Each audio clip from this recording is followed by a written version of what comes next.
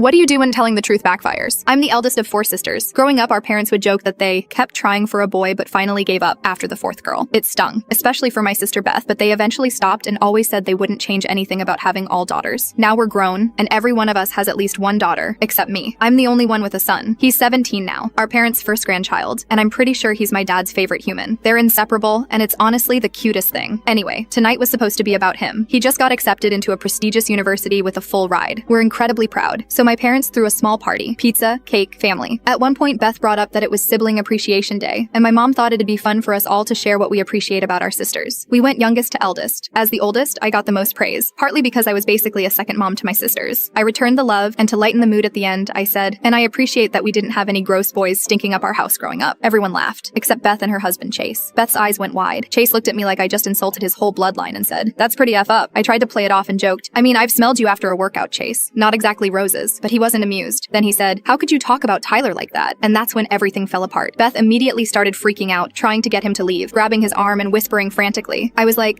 who is Tyler?" Chase looked confused and then told us Tyler was Beth's twin brother who died during childbirth. According to him, it was so traumatic for our parents that we were never allowed to speak of it, and Beth made him promise never to bring it up around the family. Cue dead silence. Eventually, I just said, "I'm not sure why, but Beth lied to you about that. You two should talk about it, but I don't want to hear anything else tonight. We're here to celebrate my son." Beth ran to her old room sobbing. Chase, Mom, and one of our sisters followed. The party never recovered, and they left not long after. I stayed behind to clean up and give my dad and son more time together. While doing dishes, Mom scolded me harshly for calling Beth a liar. My dad admitted I wasn't wrong, but said I embarrassed her. What was I supposed to do? Just take the heat for a lie I didn't tell? Beth later texted me that I F her over. Then I got a message from Chase's number calling me a liar and saying everyone knows it. Amy, one of our sisters, is firmly on my side, though she and Beth have always clashed. Jo, our other sister, says she's neutral but admitted I didn't have to call Beth out in front of everyone. Then came the update. Amy called me this morning. She and Beth got into a huge fight over the phone. Amy told her she was being cruel for turning the whole thing on me. And true to form, Amy couldn't keep a secret to save her life. She told me the whole backstory. Turns out, the story about Tyler is sort of true. He wasn't Beth's twin. He was born a few years before her and died a few hours after birth. Our parents were so traumatized they never told any of us. Beth only found out in college when she needed her birth certificate and found his death certificate in the same folder. She confronted Mom, who begged her never to speak of it again, so she didn't. But she told Chase about it while they were dating. Apparently, Chase was really disturbed by the idea that a child had died and nobody acknowledged it. So Beth, for whatever reason, changed the story. Told him it was her twin, probably to make it more emotionally impactful or deflect blame from our parents. Amy also told me Beth admitted she was always jealous growing up, that I was dad's favorite, that my son gets all the love and attention, that she felt resentful. Amy said, "You mean like me too?" Because none of us knew about Tyler either. So yeah, it's a lot. I'm going to give it a few days, then reach out to Beth one-on-one. But I won't apologize for telling the truth.